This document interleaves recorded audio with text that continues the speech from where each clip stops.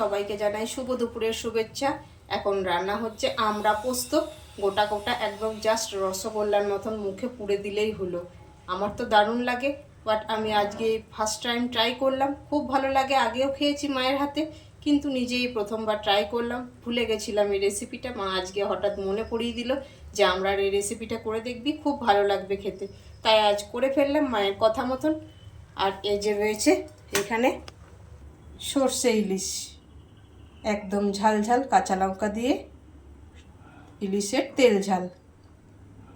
আর এই যে রয়েছে হাঁড়িতে ঝোল।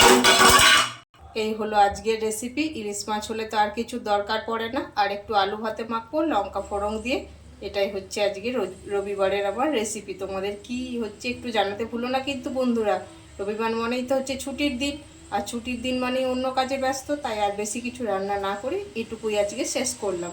চলো সবাই ভালো থেকো, সুস্থ থেকো, টাটা।